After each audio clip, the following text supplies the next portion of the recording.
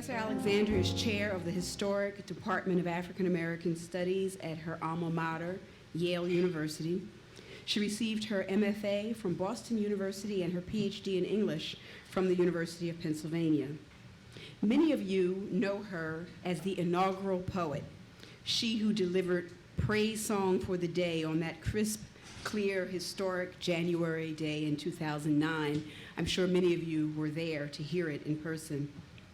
Others of you were introduced to her through her first collection of poetry, The Venus Hottentot, first published in 1990. In between, she published several other collections, including Antebellum Dream Book, 2001, Body of Life, 1997, American Sublime, 2005, American Blue, Selected Poems, 2006, and most recently, Crave Radiance, New and Selected Poems, 1990 to 2010, published in 2010. All of these prove her to be an exquisite wordsmith, capable of creating quiet spaces for contemplation, spaces to focus on a detail. At first, a simple detail that unfolds to reveal deep meaning and transformative possibilities. Her poems are steeped in history, but are also devoted to imagining futures.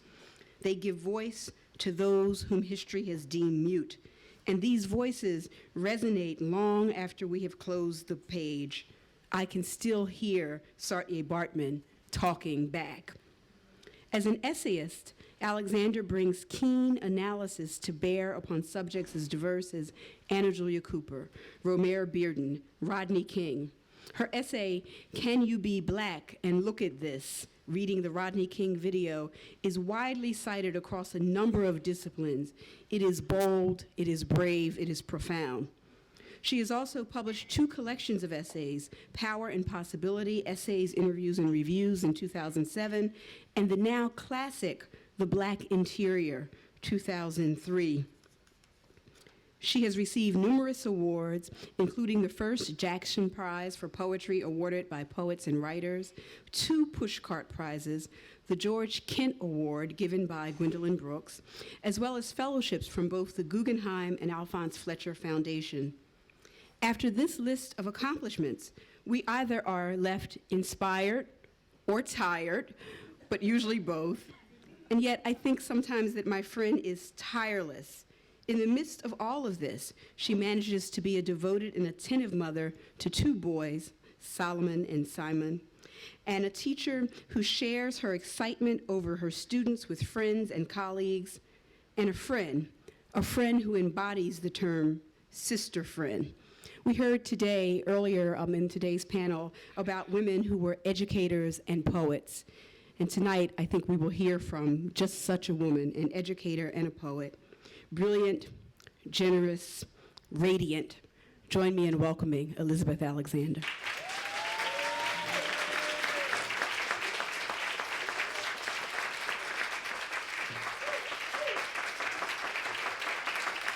Thank you. Thank you, thank you, thank you. Sister friends use phrases like the now classic. Sister friends call your children's name. Sister friends are always there. So I want to thank all of you for coming, and to thank Martha Jones and Farah and Mia Bay and Barbara Savage, who brought me here today, who invited me to present my work to you all. I can't imagine a better community for me to share this work, the beginnings of a project that I'm very excited about. To be in the midst of this conversation presenting this work is a privilege indeed. And I want to also say a special thank you to my sister scholars, many of whom are here, my real sister scholars, my girls, my fellow travelers for over 20 years now, who make me make sense to myself, who keep me going, and who are my ideal readers in the most extraordinary and perfect way. I'm also happy to have some representation from the department, some graduate students, some former teachers. Where did Marcellus go? Marcellus was my teacher. Yes, he was. So really, this couldn't be a better community. So I'm going to present to you today a portion from a book that I'm beginning that will be called A Prehistory of African American Studies. In the last couple years, and all of us have been a part of this, we've seen the commemorations of the 40th anniversary of African American studies around the country as we've looked back at the beginning of the end of the elite American university and other institutions as homes largely for and governed by white, male, presumably heterosexual prep school educated students. In thinking and talking about the 40th anniversary of African American studies, in my capacity as chair of that department at Yale, I eventually wearied of my own recitation and those of others of a now familiar, though extremely important tale, the student activist impetus for African American studies in the late 1960s and so forth. So a few months into the celebrations, I began to shift the course of my comments and emphasize the obvious but neglected, that what we were marking was the history of African American studies in program and department form at predominantly white universities, but that African American studies, the contributions of people of African descent to fields as subject and episteme was in fact much, much older, reaching, of course, back to, I would think about the very late 19th century. I would think about the Atlanta University Studies, the American Negro Academy, organized in March of 1897, texts later on, such as Sterling Brown's 1831 Outline for the Study of the Poetry of American Negroes, Woodson's Miseducation of the Negro, Benjamin Brawley's 1937 Aesthetic Manifesto, The Negro Genius, one of the heralded greats, and other landmarks of African American studies before it was anywhere close to existing in mainstream universities. So the larger point, as we all know, is that African American studies is much older than 40 years. It has simply been taking place at historically black institutions and in historically black communities, places like Howard, like Fisk, like the Atlanta universities, like Washington, D.C.'s Dunbar High School, which was founded in 1870 as the M Street School, the first black public high school in the country, and educated at a time more notable black professionals and public servants than any high school in America, and where students were taught by some of the nation's first black PhDs who were not hired by colleges and universities. I became fascinated with how black studies scholars in the 20s, 30s, and 40s forged a discipline that we now call African American studies, and as it happens, the scholars whose work I have been examining are women. And that doesn't surprise any of you here that in a lot of the genealogies that we inherit, that the contributions of women are marginalized and put to the side in other kinds of ways. I'm exploring the ways that some of the disciplinary tenets of African American studies, though I don't wish to ossify those tenets, are found in the earlier work of these women. I call this project a prehistory as a way of reminding ourselves that disciplines are not eternal nor the same across institutions. Disciplines are living organisms subject to change.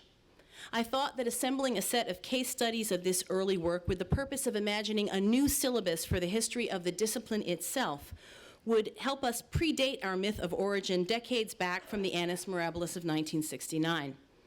In the process, I've thought about how the interdisciplinarity we so vaunt today in African American studies as such a powerful toolkit for our students, in fact, has philosophical and practical origins in studies of the Negro in the 1920s and 30s. And so under the rubric, A Prehistory of African American Studies, today's talk proper is called Cemetery for the Illustrious Negro Dead. In 1931, 3 black women were engaged in advanced study in departments of anthropology in the United States. In 1931, Harcourt Brace published an anthology called Readings from Negro Authors for Schools and Colleges. This book was distinct from other Negro anthologies of the time, Johnson's Book of American Negro Poetry, Bontemps' Golden Slippers, Alain Locke's The New Negro, in that its mission was explicitly pedagogical and aimed not only at school-age students, but also college students. As such, that book is a landmark in the university teaching of African American literature. It assumed a university audience.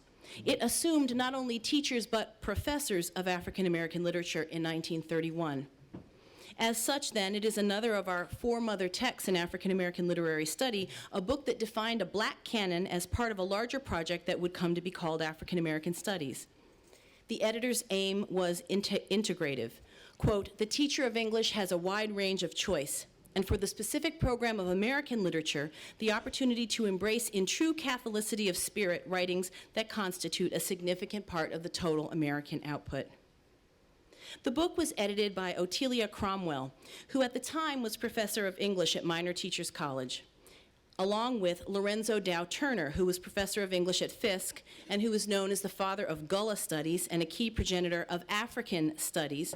He developed that program at Fisk in the 1940s and was also the author of Africanisms in the Gullah Dialect, which he published in 1949 and is still an influential work today. And the third editor was Eva B. Dykes, who was associate professor of English at Howard University. The three held PhDs from Harvard, Radcliffe, and Yale, respectively. Dykes and Cromwell were the first and fifth Black women in history to earn the PhD. Dykes in 1921 from Radcliffe. Radcliffe granted its first PhD in 1902, and it's a Radcliffe and not a Harvard PhD I was interested to discover. Dykes completed her requirements first, but Radcliffe graduation was held later in the spring, and so she received the degree a few days behind Sadie Mossell Tanner and Georgiana Simpson, University of Pennsylvania and University of Chicago. Dykes' dissertation was entitled, quote, "Pope and His Influence in America," that is Alexander Pope, from 1715 to 1815, and explored the attitudes of Alexander Pope toward slavery and his influence on American writers. Cromwell's PhD was from Yale, in the English department. Indeed, she was the first Black woman that we know of to earn a degree from Yale. She has been memorialized by Smith College, where she was the first Black female undergraduate graduate, and indeed, Smith College has an entire Otia Cromwell Day, though I dare say Miss Cromwell would disdain the fact that on that day there are no classes. I am interested in Cromwell as part of the unarticulated history of Black women at Yale, certainly, but also as unarticulated, and also as an important actor in this prehistory of African American studies. Cromwell studied at Yale between other engagements, which was commonplace for Negro scholars at the time. Everybody had a side job or jobs that could in themselves be considered full-time careers. These people had several careers going at the same time. So Cromwell was a teacher at the aforementioned Dunbar High School in Washington. She applied to take a leave from the high school and was discouraged to get her PhD and was discouraged by the local school board, who said she was acting in pointless self-interest. This is the same school board that tussled for years with Anna Julia Cooper. While at Yale, she left anyway, and she began her PhD studies, studying with professors George Nettleton, Robert Menner, and Tucker Brook. By her written account, he provided exceptional guidance, and in her foreword to her dissertation, she wrote that, quote, "Studying under Brook has been indeed a privilege and an inspiration." She also, in those acknowledgments, offers special thanks to Miss Margaret Corwin, identified as Executive Secretary of the Graduate School of Yale University. There isn't a lot on her in the alumni files at the university, but we do have her dissertation, Thomas Haywood, A Study in the Elizabethan Drama of Everyday Life. It was published by Yale University Press in the Yale Studies in English series in 1928. Combing her graduate file for any semblance of the woman is also a letter that she writes on October 5th, 1922 to the Yale Athletic Association, requesting 2 tickets to the Harvard-Yale game. She says, quote, "If I may have the privilege of buying tickets, will you send me an application blank?" It is noted in her alumni records that she became a member of the board of directors of, quote, an encyclopedia of the Negro, which was a project of Du Bois's. This is in 1932. From 1939 forward, her name is listed in a special card file labeled Negroes Who Attended Yale, though the graduate school tells you they don't keep records based on race, but they do have a card file called Negroes Who Attended Yale, which I found useful. And in other places on the record, she's identified as colored. The university has named prizes and scholarships and campus entryways for Edward P. Boucher, the first Black male graduate of the university. Our own Department of African American Studies awards the William Pickens Prize, named after a fascinating polymath graduate who came along a bit later, who among other distinctions was the first Negro awarded a certificate for the mastery of Esperanto. But Cromwell has never been identified or recognized by the university, nor was she known to the graduate school, nor has any other woman of color been recognized for her contribution to any aspect of the university's history. While studying in New Haven, Cromwell lived at 65 Edgewood Avenue, an address that will be familiar to some of you. A letter she wrote to her father on July 13, 1922, gave a wonderful description of graduate study, but also of a savvy scholar forging her way. 1922. Well, I am back in New Haven, where at least the nights are cool even after hot days. I have a large room facing west with 3 windows. In the morning, I work in the Yale Library, which is a quiet, roomy place in the summertime. In the afternoons, I work in my own room. That is at present while I'm making a general survey of my subject, and it is possible to bring enough reading matter home from the library to occupy me for several hours. Later on, when my work becomes more detailed, involving a ceaseless verification of opinions from many sources, I shall be compelled, I think, to do all my reading in the library. Although I am not absolutely certain, I shall not know for sure until the department approves, I think I shall work on some phase of Elizabethan drama. From many points of view, it would be comfortable to select a subject relating to the Negroes, but 2 difficulties stood in the way. The improbability of my being able, from what I know of the possibilities of the field, to get something that would be big enough for the kind of book I've got to write, Haitian literature accepted, which would moreover fall into the French department. And more important, the fact that any work which I might do in that line would be absolutely independent, because, naturally, I'd know more about it than any of the folks here. In one way, the independent work would show a certain kind of power, but on the other hand, my main object in being here is to learn scholarly method and to benefit by scholarly criticism. Most of all, I want the work I may do in the years to come, if years are granted to me, to be critically sound. This is my only opportunity for training, and training is needed for any output which is more than ephemeral or interesting to an unrestricted group of general readers. After this dissertation is done, but it may take 2 years to write it, some do, I shall be free and better trained to do something that will perhaps appeal more strongly to you, but I'm not sure and am promising nothing. Sufficient unto the day. There are some changes in the schools, nothing, however, which holds any attraction for me. Ambition for place or fame is not my besetting folly. Just to be on a public pinnacle, a visible target for all the shafts that the crowd will fling. I am glad that I have a sense of values which makes me happy in doing what I am doing, work that I like, which still leaves me time for study, time to keep unembittered, and perhaps to do this writing someday. Cromwell's first publication was her dissertation, but by 1931, just a few years later, 1928 to 1931, she's turned full-time to study of the Negro, that which would have proved impractical at Yale.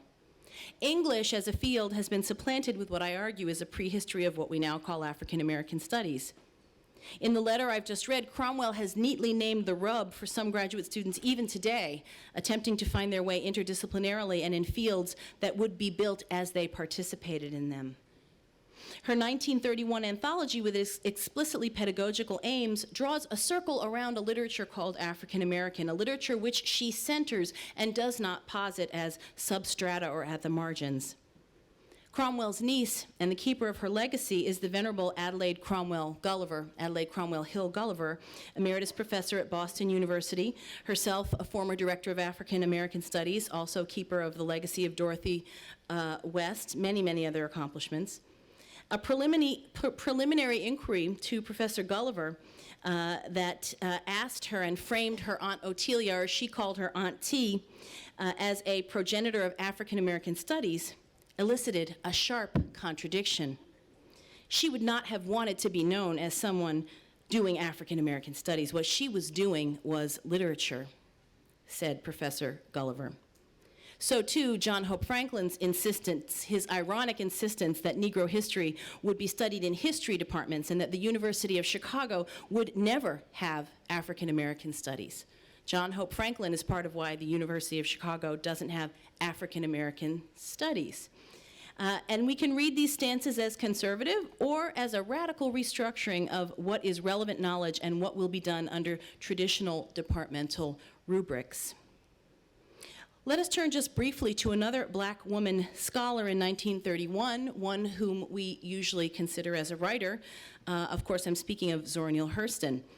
There's so many Hurstons, it is daunting to think about where to focus one's inquiry, of course. We know her best as the author of The Sumptuous Their Eyes Were Watching God, and perhaps also as the woman who marched through the very streets around us in her tilted chapeau, making declarations such as, "I am not tragically colored." but her career taken as a whole contains myriad facets and phrases. And I don't need to go through all of these for you all. She was strategic, she did as she pleases, and apparently modeled herself on herself. In 1931, Hurston had for some years been engaged in serious anthropological study under the guidance of Franz Boas with Melville Herskovits and also Ruth Benedict. And that work with Ruth Benedict, they talk about her as a scholar, a student of Boas's and Herskovits, but she also worked very intimately with Ruth Benedict. Her work took her deep into the intimacy of black communities in Honduras, Jamaica, Bermuda, Florida, New Orleans, and Haiti.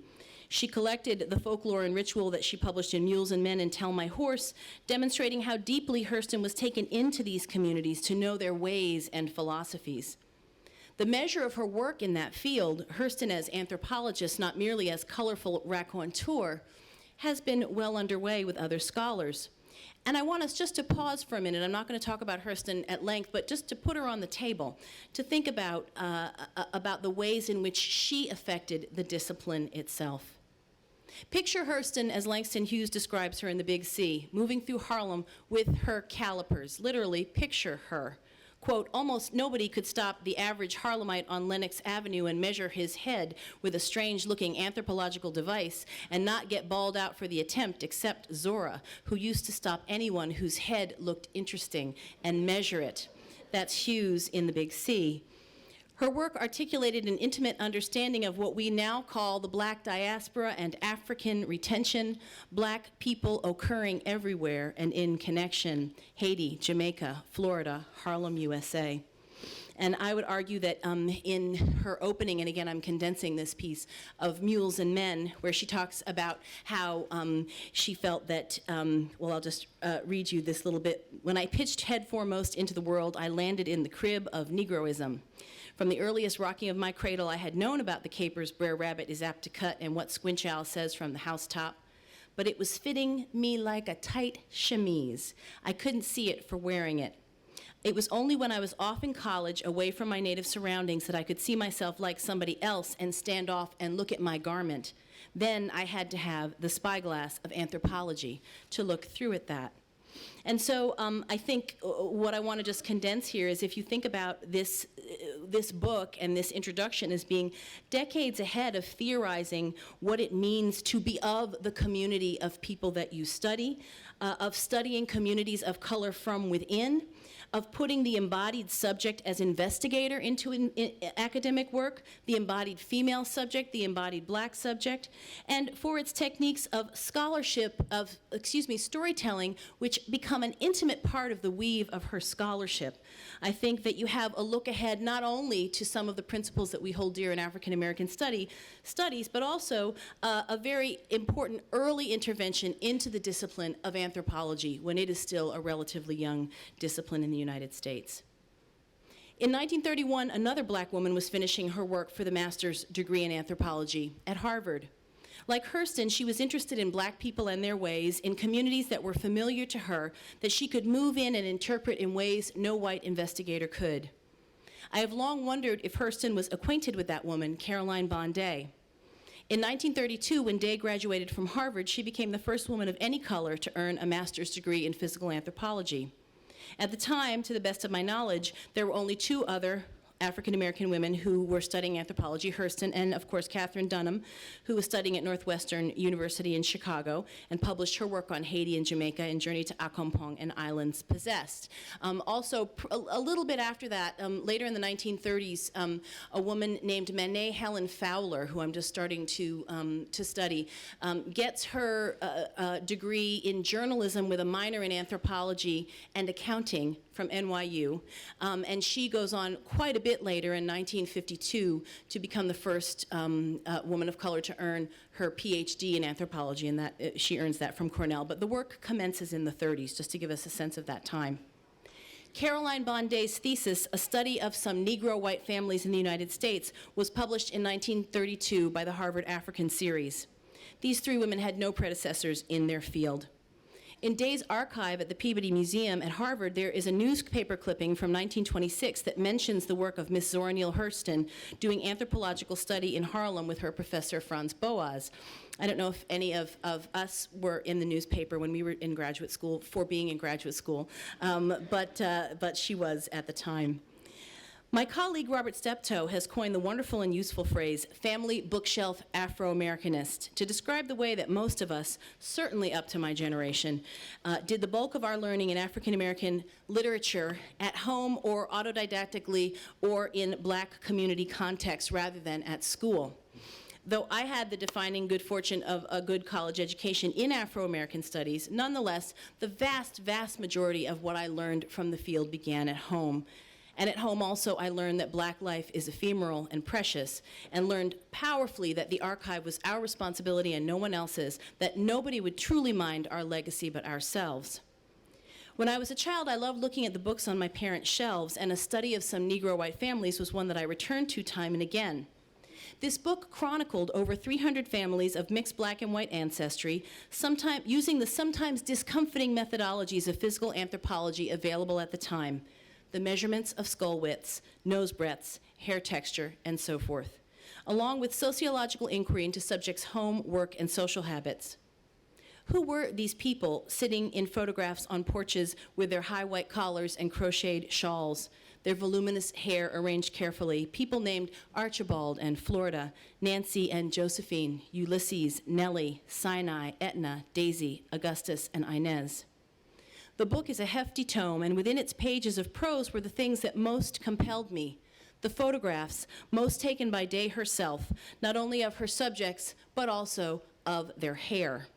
Under each portrait and hair sample was a racial breakdown, fractions of N, Negro, W, white, I, Indian, in the subject's racial makeup.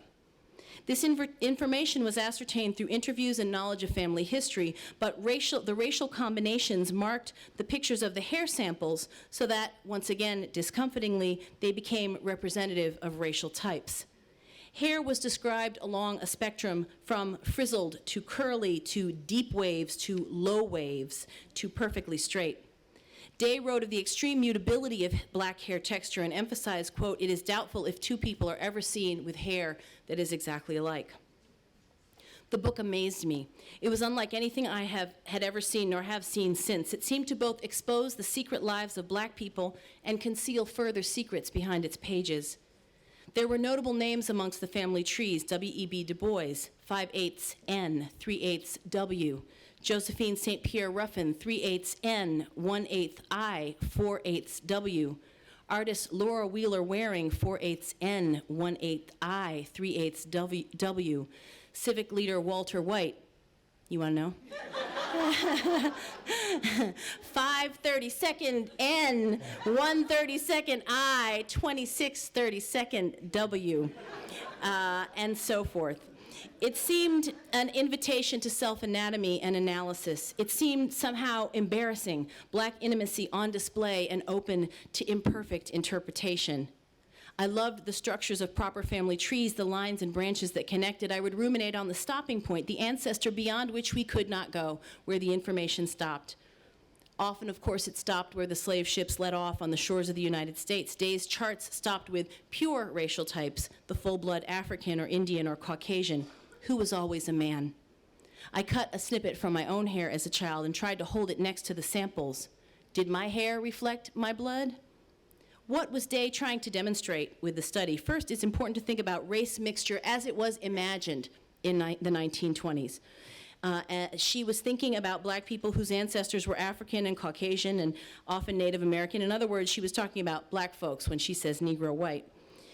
Her working papers were kept because her professor, Ernest Houghton, put them in the Peabody, and they're the only extant working notes of a project taken on by a Black woman in those years in that place, a place which, of course, is also the land of Agassiz, and that's a whole nother thing that we could go on about, but to think about what she was thinking about, how she was intervening with the legacy of Agassiz, which Boaz and others had certainly begun to take on, but which loomed enormously over this kind of science.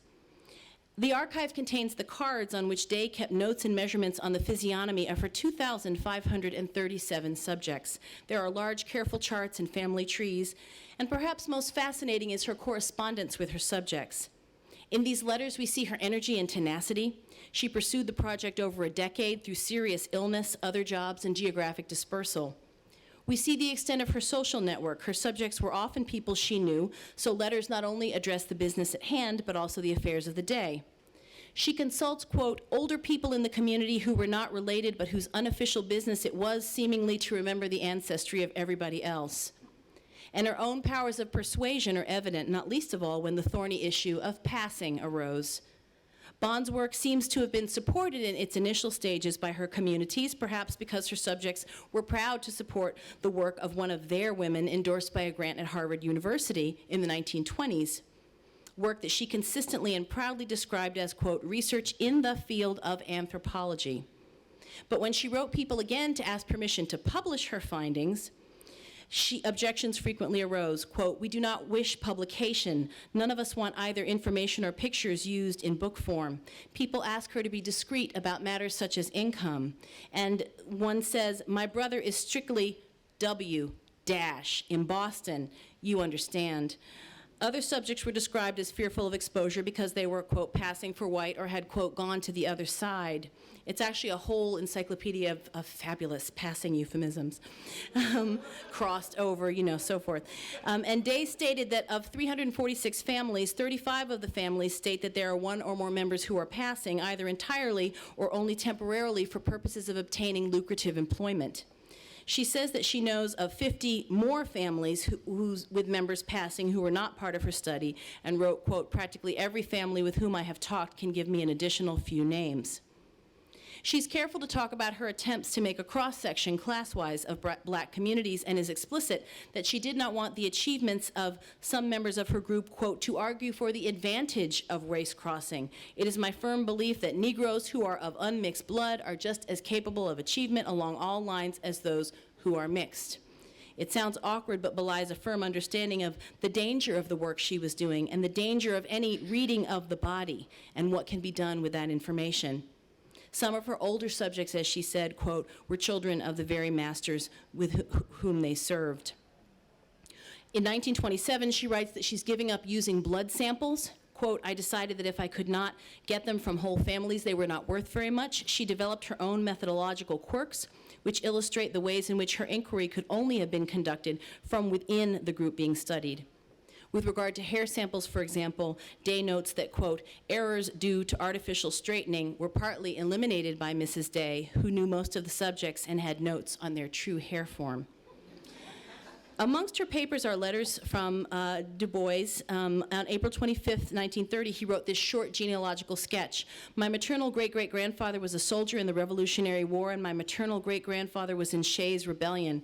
Several members of this family were in the Civil War, one being a corporal. On my father's side, my grandfather was of the white Du Bois family of Ulster County, New York, and my grandfather, being white enough to pass, was educated at the well-known Cheshire School in Connecticut until his father died and he was apprenticed. One member of my paternal grandfather's family was United Minister to Haiti. My grandfather is buried on the Yale campus next to the grave of Yehudi Ashman.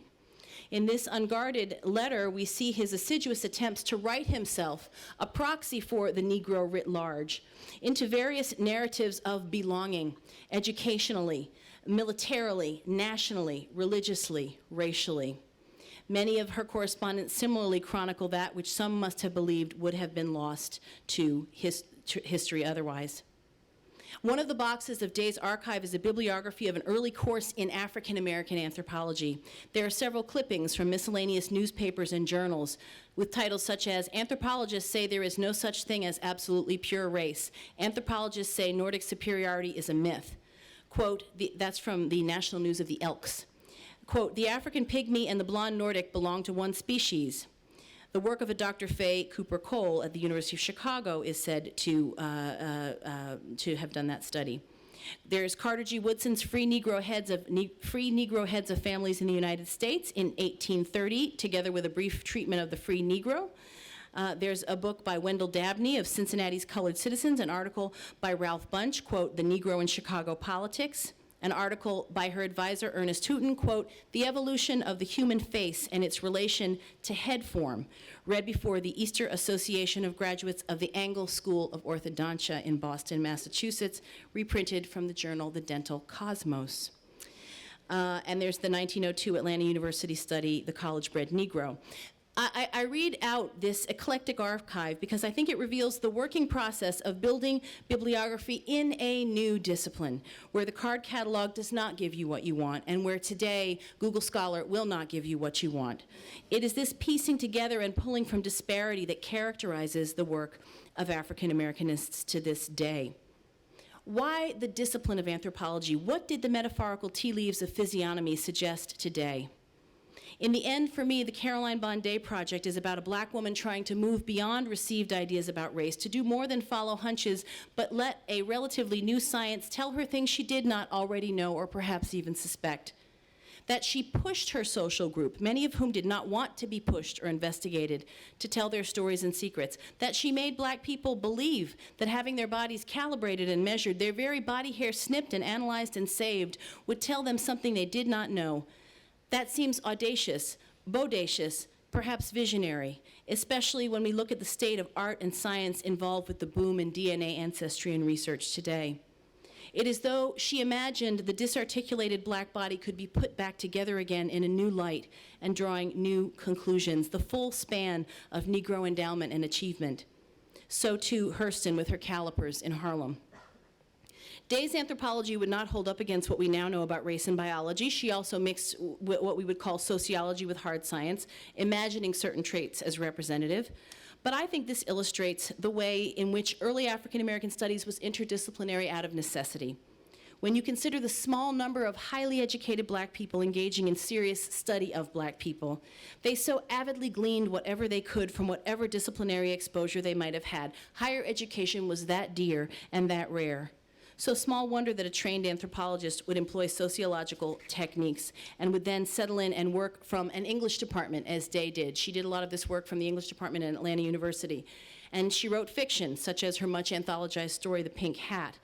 It didn't mean that she was scattershot across the disciplines, but rather that she was an economical intellectual who used every scrap she had been exposed to in the service of educating her people and theorizing on their lives and conditions. And so too Hurston, with her extraordinary gifts of metaphor and ear for textured language, created her own form in Mules and Men, a form with which to write with an insider's knowledge, but an outsider's keen eye. How do we commune with the illustrious Negro dead? A phrase I will explicate shortly. How is that part of the work of doing African American studies? And here, moving toward conclusion, I will briefly turn to the autobiographical, something with which African American and feminist studies of the last 50 years have shown us is admissible in our scholarly work. We had that strange book in my house growing up because Caroline Day was my great aunt. And if that had not been the case, I'm quite certain I wouldn't have known about her work, though anthropologists have more recently become aware of her in about the last 10 years, and scholars such as Heidi Artizone have begun to write about it. In studying Great Aunt Carrie, who lived in family lore but was unknown to me, died long before I was born, so she then became another elusive scholarly subject, I went to the Peabody Museum at Harvard. The archive is where I commune with the illustrious Negro dead. On my first visit, I was overwhelmed by all that was there, but particularly wanted to see if they had the hair samples that she worked with. And amazingly there, folded 4 times into pieces of white paper, is the hair. Hundreds of cuttings from people in her study, cuttings she photographed and then put on pages indicating racial mixture, hair of differing degrees of length, bend, curl, frizzle, shine, hair like smoke, hair marked 3/4 I, 1/4 I, 1/4 N, boxes full of nearly 100-year-old black hair. Properly, the archivist told me this should not even be here. Organic material must be kept elsewhere. So needless to say, she said, you're not to touch the hair, you're not to look at the whole lot of it.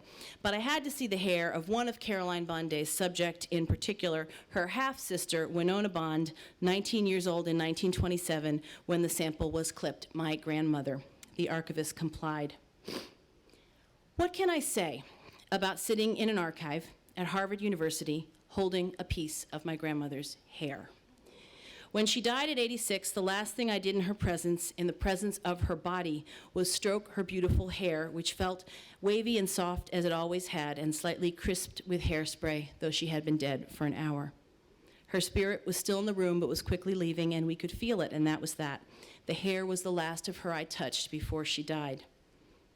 Her hair now in the archive before me, the same color as mine at 19, dark brown with a slightly reddish undertone, not as curly as mine, a bit mussy as befits a young woman on the go, as she was then, away from Washington, D.C., from inevitable teachers' college and early imminent marriage, from the further south of most of the people she knew and came from, toward learning and sister and all the possibilities she enacted and represented, this black woman in the midst of few others, making herself up and making up with a few others a discipline. I touched the hair, though I was not supposed to. I am reverent about libraries and archives and their rules, so I justified my transgression with the thought that I was the only person on planet Earth who might ever need to touch this particular hank of hair. I held my grandmother's hair, which felt like the end of her, except stranger still, it was the before of her, before I knew her, before she even had a child who would be my mother.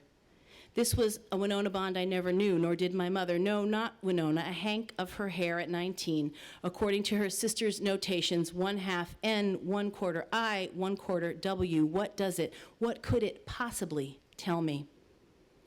Taking care not to disturb its pattern, I put the cutting back into the paper and folded the packet 4 times and returned it to the archivist, who put it in a glassine envelope in an acid-free box in a basement at the Peabody Museum at Harvard University, where it remains in the Caroline Bond Day papers. And then I wrote about it, first in something more belletristic and now in this broader study. The artistic impulse is sometimes the most powerful way that African American experience can be understood. And so, to really conclude, I want to turn to a letter that Zora Neale Hurston wrote to W.E.B. Du Bois that I've been thinking about for some years now. And I finally realized the ways in which it offers an object lesson and some metaphors to explain this idea of the prehistory of the discipline of African American studies. Hurston did not always get on with so-called Negro establishment figures. Her vitality and forthrightness was sometimes taken as irreverent and unbecoming the race. She had a keen pretension meter and at one point called Du Bois, quote, a goateed, egotistic, wishy-washy, haughty aristocrat. And she called Mary McLeod Bethune a heifer. But that didn't, which would be my favorite line in the paper. But that didn't stop her from writing to Du Bois in 1945. And she wrote, you know how you say, you know, Paris, France, you write where you're writing from. And Hurston wrote in the top corner, from aboard the houseboat cruiser Suntan. She wrote with a wild and wonderful idea, quote, as Dean of American Negro Artists, why do you not propose a cemetery for the illustrious Negro dead? Something like Père Lachaise in Paris. She envisions it on lush Florida terrain and suggests that, quote, Negro sculptors and painters decorate it with scenes from our own literature and life, mythology and all. She suggests, quote, there's a 1 and then 2, that there be no regular chapel unless a tremendous amount of money be secured. Let there be a hall of meeting and let the Negro sculptors and painters decorate it with scenes from our own literature and life, mythology and all. Funerals can be held there as well. Addition to first suggestion, in Florida, the vegetation would be green the year round so that visitors during the winter months would not see a desolate-looking place. For you must know that the place would attract visitors from all over the world. 3, as far as this is possible, remove the bones of our dead celebrities to this spot. 4, let no Negro celebrity, no matter what financial condition they might be in at death, lie in inconspicuous forgetfulness. We must assume this responsibility of their graves being known and honored. You must see what a rallying spot that would be for all that we want to accomplish and do. There, one ought also to see the tomb of Nat Turner. Naturally, his bones have long since gone to dust, but that should not prevent his tomb being among us. Fred Douglass, and all the rest. Du Bois replied bureaucratically and without much enthusiasm, and the idea died. The male dean of American Negro artists, over-vaunted by us all, even as we recognize his genius and steady, astonishingly varied contribution to 20th century intellectual life, had the power to shut down certain ideas and approaches to studying and thinking about Black people. And the cemetery is a metaphor for the anthology, the curriculum, the syllabus. Hurston understood in profound terms the expendability of Negro life. She had a scholar's inherent sense of the need to preserve. She knew that Black people could be thrown away and forgotten, and so the call for that cemetery, that anthology. I think she knew Black people would be misunderstood and underestimated, hence the anthropological work, the will to see and know and understand, but also the very particular will that we share to document. It is something else altogether, the call of the scholar who knows, even if she does not articulate it, that there is something fundamentally fungible about that which she wishes to preserve through loving study. I think of libraries and archives in some way as cemeteries for the illustrious Negro dead, places where Hughes and Hurston and Wright and others whose names we do not yet know converse with each other and are audible to those who pay attention. Hurston imagined something it is still sometimes hard to imagine: Negro rest, the much-deserved proper resting place after lives of often anonymous service and struggle. The extant and evolving archives of African American studies are also such resting places, not for bones, but for the perishable clues of lives which we still attempt to recreate so we can understand them. Thank you. Thank you. Thank you.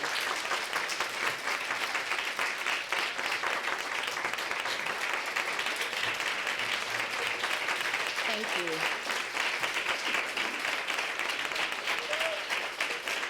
Thank you. Power back.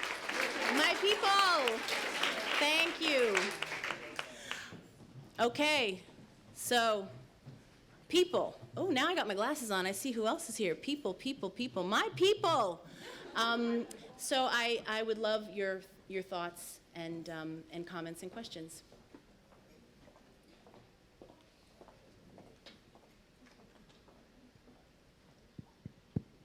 I'm interested in the idea of sociology also, so since so many people got degrees like this in sociology, and I'm wondering if you could think about why anthropology is opposed to sociology, if there's some difference there.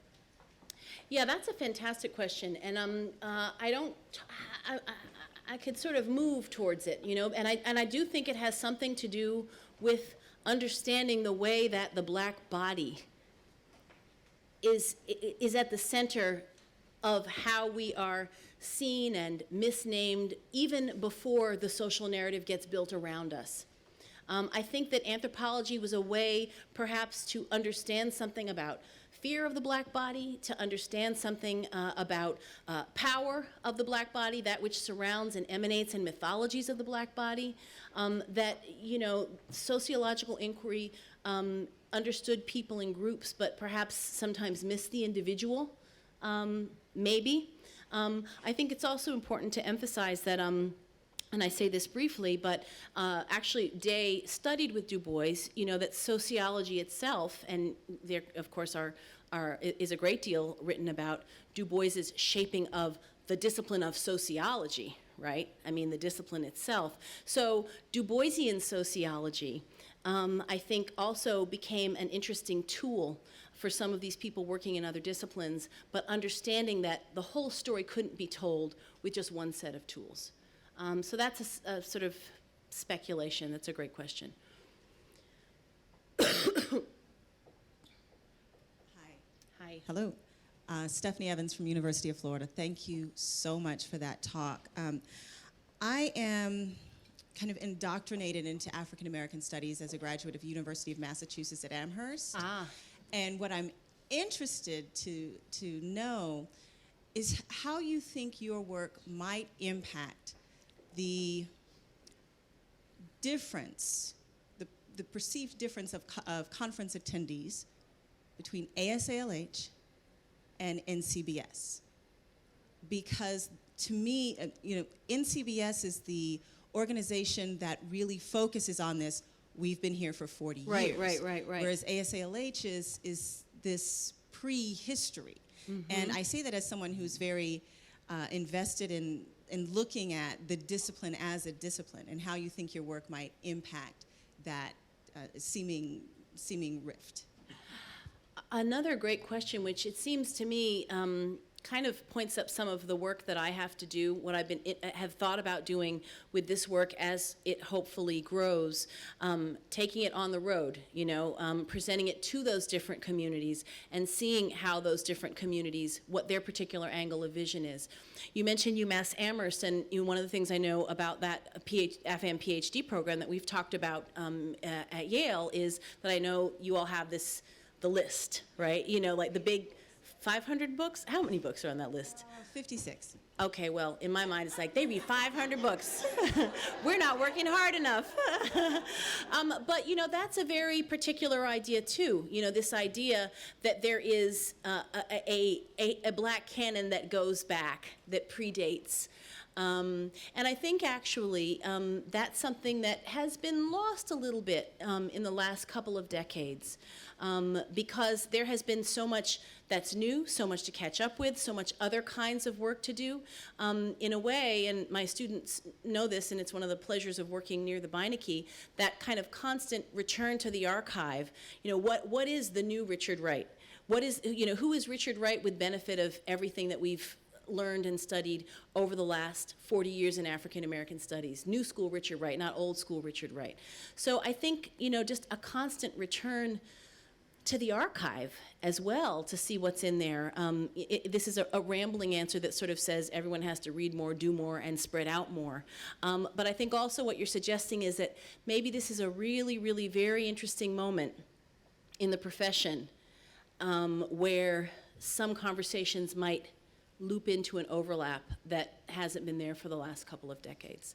Thank you very much. And I think this is especially important because of the regional development of PhD programs in Black studies. Mm-hmm. And if you'll notice, geographically, there's only one that has broken the cotton curtain, and that's UT Austin in 2010. So there's now 12 PhD programs in African American studies, none of them in the South. And so I really anticipate that your work will be an opportunity for us to think about what archives mean if the archives that we're looking at are all in the North, and the possibilities for research in the South. Well, and also, of course, then there are other kinds of issues that get involved with what kinds of resources archives and institutions have. So if you look at what's happened at Moreland Spingarn over the last couple years, so if we're going to start the South in D.C. and look down, and you hear what's happening at Fisk's archives, and just the ability to take care of the money. It takes money to take care of these things. It takes money to update the buildings. It takes money to have the staff and not lay off the staff to take care of these materials. So I think that, it's interesting. We talked about and tried to gather together to have a sort of Future of African American Studies conference around the 40th, and everybody was pulled in too many directions, the way we always are, and we ended up having ideas and never doing it. But I think that, the work that's ahead for the next couple of years is a whole bunch of very, very mindfully cross-regional, Future of African American Studies conferences and conversations. Yeah. Yes. I have a question. You had discussed, or you had mentioned in the categorization of hair, reporters of Indian. Oh, the microphone. Now I'm nervous. You had mentioned when you were going through the archives about the way the hair was categorized, and IRAAS, how when they actually studied the hair, genetically speaking, that they found that there were no traces, no detectable traces of American Indian DNA. So I was just wondering if there was any evidence, what type of evidence supported the categorizations, or if it was just, if most of it was oral tradition. Yeah, well, that's what's really interesting, and that's why I think also the interdisciplinary methodologies are so important. Not having DNA analysis and so forth and so on, and also, as I said, she started with blood samples but realized that she just couldn't do that, and that if she didn't have a range of samples, then it was not going to be useful to her. So that's why what she relied on was talking to people. and to those elders in the community. And remember, this is research that's being conducted in the 1920s. So these are people a generation out of slavery. These are people who, just can take their families back. And that's how both within families and also within communities. So that's how she ascertained what she was able to ascertain. I wish that, if Alondra Nelson were here, we would turn to her and she would tell us everything that we need to know about what is imperfect about the DNA science today, and about the ways in which this whole current craze, there's more than I can say about it, for thinking about ancestry and what narratives it serves in these various television programs and these, by different people. There are a lot of different agendas that are being served, and one of them, one I don't like, is a sort of a, we are the worldish, melting potish, slavery didn't really hurt anybody, Middle Passage wasn't all that bad because look here now, mixty, happy. And so, obviously, that's not a good thing, but I think at the same time, what's really powerful and what Professor Nelson's work examines, among other things, is what is it in Black people, why do we want to know? What does it mean for us to know? What does it mean for us to know that which has been kept from us, that which we haven't been able to know enough about?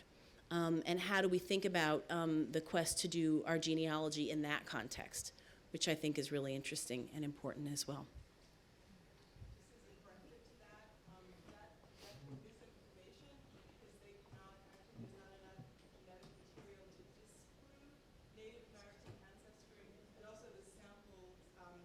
I was just saying that was misinformation in that PBS show, because they can't actually disprove Native American ancestry because it's only 1% of your genetic material, and the Native American pool that they're looking at is so tiny anyway. So the Chris Rock drama, or Chris Tucker, whoever that was, it's actually not science. It makes for a compelling entertainment and narrative, but one shouldn't doubt your Native American ancestry. Believe the family stories. There you go. That's it. And what do you think? What do you think is? How do you think about the agenda behind this? Black people think they're Native American, but Black people aren't Native American. What's that all about? I'm not sure what the ideological agenda is for that, but I just know from talking to Alondra and Evelyn Hammond that there's actually no science that supports that position. Yeah. Yeah. Thank you. Yes. I like that you ended your talk sort of thinking about the possibility of literal arrest. And I wondered if maybe, can you hear me?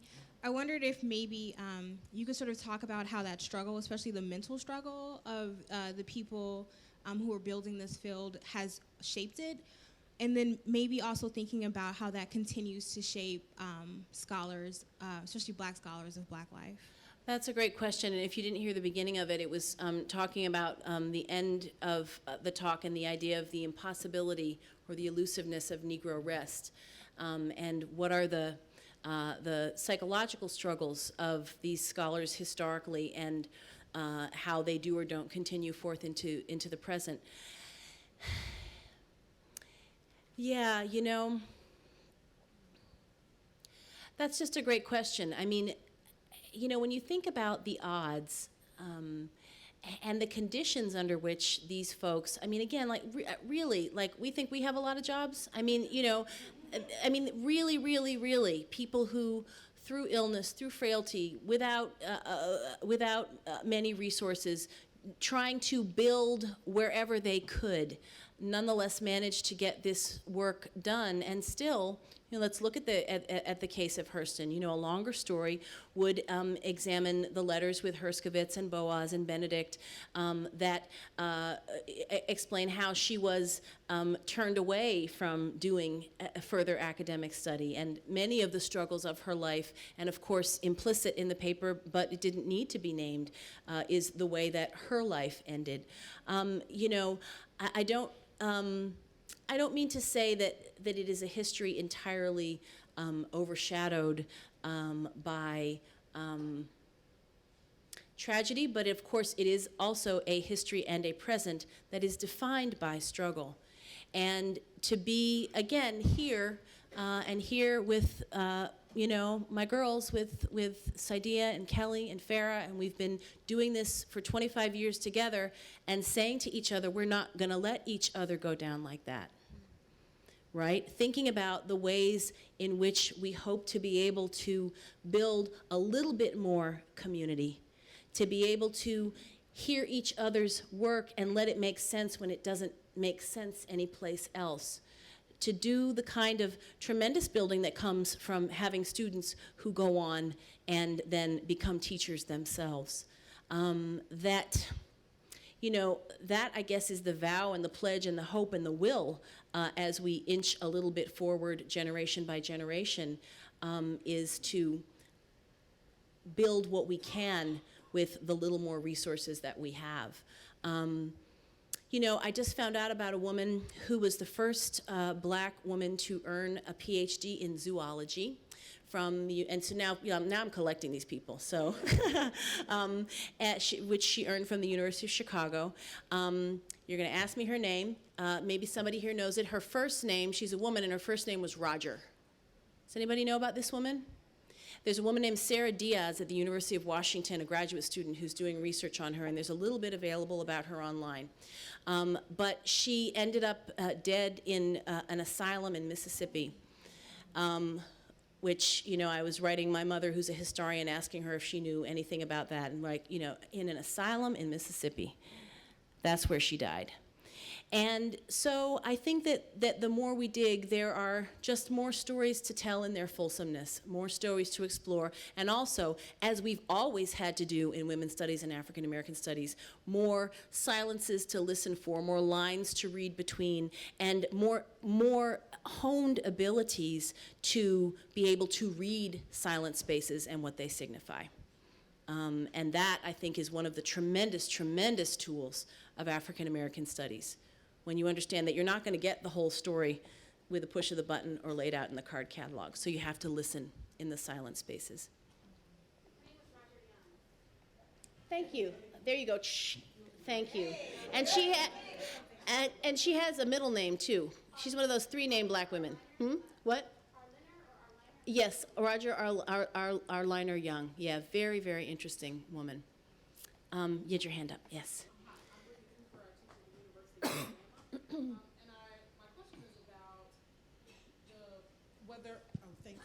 My question is about whether the prehistory should be entirely located within the academic. And I'm thinking about the sort of brief observation that Beverly Gottschalk makes in the introduction to Words of Fire about the International Council of Women of the Darker Races being an early model not only of women's studies, but also of African American studies, and from a transnational perspective, you know, this sort of notion of study clubs or study groups undertaking a systematic study. And in looking in those archives at the Moreland Spingarn that are in Mary Church Terrell's papers, one of the things that they're doing is saying, we need to create a list of race literature to pass around to schools. So even though they're talking about prior to college, they're also talking about what books are out in 1922. Yep. You know, so I'm wondering how that figures. Well, I mean, that totally figures, and that's just absolutely fantastic and necessary. What I think I want to do with this project is I want to think, and of course, why did we do those in our communities? Because we weren't in other communities, because we weren't allowed in the other communities. So I think of that as kind of a co-conversation or a foundational conversation to this work. But I think that what I'm going to be doing is I'm interested in institutional life, because I actually think that's been a little bit overlooked. And so, you know, when I first began in all this, I thought, oh, I didn't want to write, you know, and look, you know, and here, and here, and here. But on the other hand, and you know, again, I can't, you know, where I work, that that nobody knows, that nobody calls this woman's name, right? I feel like, well, that's what I can do where I stand, and that's what I'm supposed to do. I think also, though, I imagine that there will be a chapter. I'm very, very interested in DC's Dunbar High School, and so I think Dunbar in the 20s might really be a kind of interesting site-specific way. You know, as I started to talk about this, I had a conversation with David Driscoll, who was telling me amazing things actually about how in 1939 at Fisk, on the borders of campus in the community, there was a house that was called something like, Black House or Black Studies House. And it was a house in the community that Fisk-affiliated folks put together, and it was a learning house. People learned and visited and studied, and they had an all-black curriculum there in 1939. So I think that those kinds of examples, which are more in keeping with what you're talking about, many of them will ultimately prove irresistible, especially if they haven't really been written up much, and I don't yet know if they have. But I think that ultimately I'll want to think about what does it mean to make our way in institutional contexts, and that might be a useful contribution.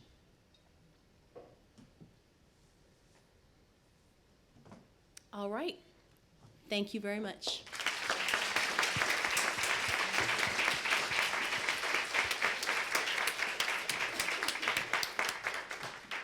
I think she left her pen, and so I think, it's magic. Maybe I'll write some poetry tonight. Or a brilliant paper or something.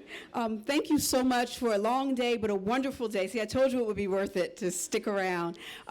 We'll see you bright and early tomorrow morning. For those of you who were asking, feel free to bring your luggage if you need to, and we'll find a place to leave it. I know some of you will be leaving right afterwards. And I hope to see all of you tomorrow morning, 8:30. Okay, if not 8:30, 8:45.